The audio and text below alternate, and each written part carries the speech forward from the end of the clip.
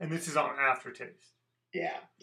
Now, what I find really interesting is how much you did with Endpoint and how much you've done since Endpoint, and you're like you talked about like when it ended, you were sad, but also feeling relief, and as a person who studies behavior as you do, like it's really interesting to me, just because from what I see with a lot of people that I work with, when they when they do something that is like traumatic, or it's something that like super duper stressful, they try to put themselves, and I think this is human nature, we try to put ourselves in positions where we never have to do that again.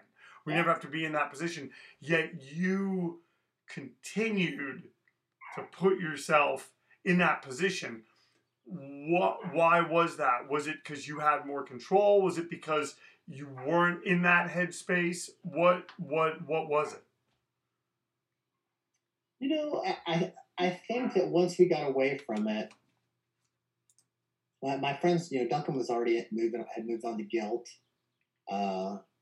Other folks were doing things. Once I got away from it, I miss that connection. Like, I work all the time. I have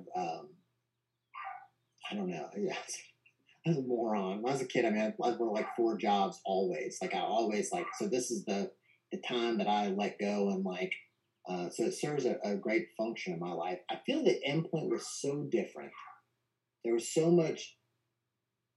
There was an amalgam of experiences and emotions and connections that are still powerful to this day. I still love the people that I met back then, even though I don't talk to them very often. I'm like, oh man, and I still see them as my closest friends, and I'm like, because I don't know, that it was just such a unique time, and that band was so wrought with emotion for me. I mean, just like we would lose our shit all the time on stage.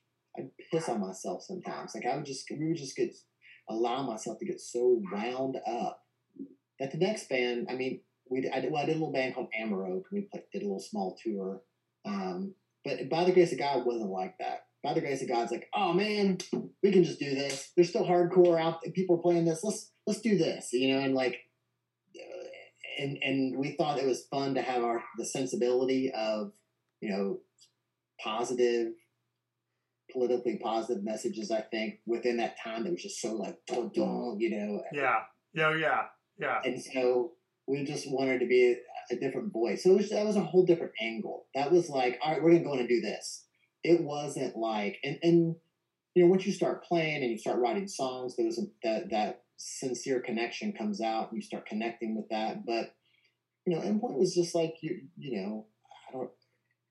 was a weird ass cocoon of youth,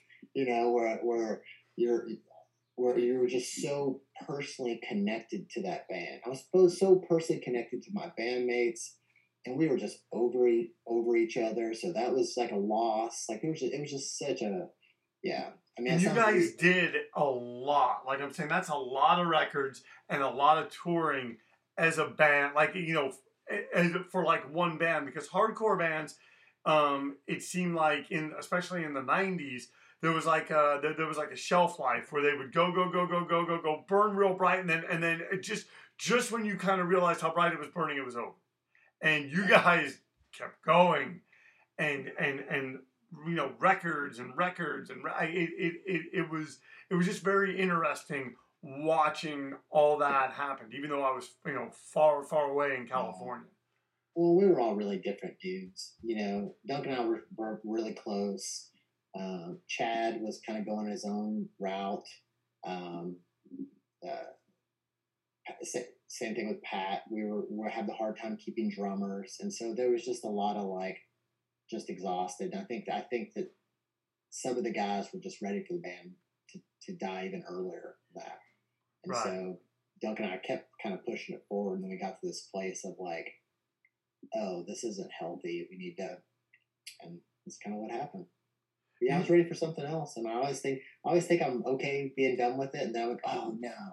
I moved away to Colorado, and I was like, I want to come back and be in a band. So that's when I started playing in those Black Cross and all those bands. I moved here. I was like, well, it's okay. I got a really great job here in Charlotte, so it's like, all right, it'll be fine. I've had a great run. And then I meet some other folks. I'm like, oh, well, yeah, let's play some music. And so, I mean, it's there's a lot of pleasure in it that you don't get through other things. And especially, I would think a lot of pleasure doing the kind of work that you do.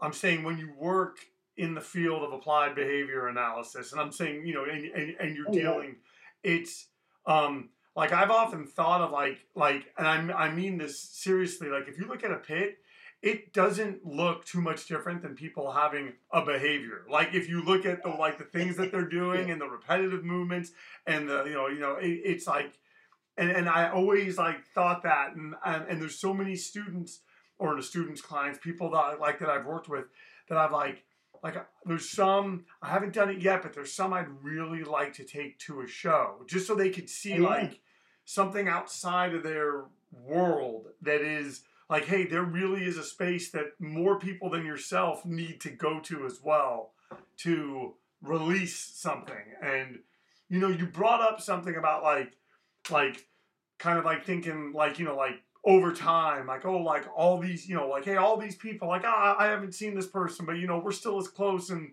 whatnot. At least I thought you said something like that, and that brought up a question I hadn't planned on asking. But I find like for instance, like when there's like a big reunion show or something, I'll get like I used to get super duper excited about it. So Yeah. you go, and then like I would like run into people that like I'd been really close with at one time, but hadn't seen them for a long period of time. And then you see people, and it's crazy how time really has, not all the time, but there's a lot of times Yeah. like it's just not the same. Have you found that when you go to shows sometimes like reunion? Yeah. I mean, 50-50. Some people like, it's like, you connect with, and it's like you haven't skipped a beat. And then there's some people who are like, oh, life has been, kind of shaped them in different directions. You don't have as much to talk about as you like, Yeah. and so, yeah, and it is disappointing because they don't meet your expectations, but you kind of understand it, how it happens. Yeah, so I absolutely. I mean, I always get excited. I try not to linger too much.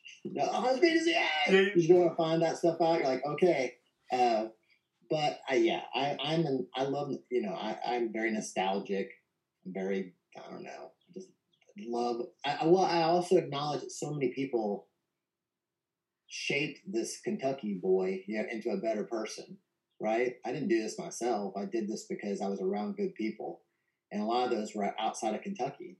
There are a lot of issues that I would have never been exposed to if we were only a Louisville band. My worldview would have been this small. And so there's just so many great teachers in those years that I just, I always love them.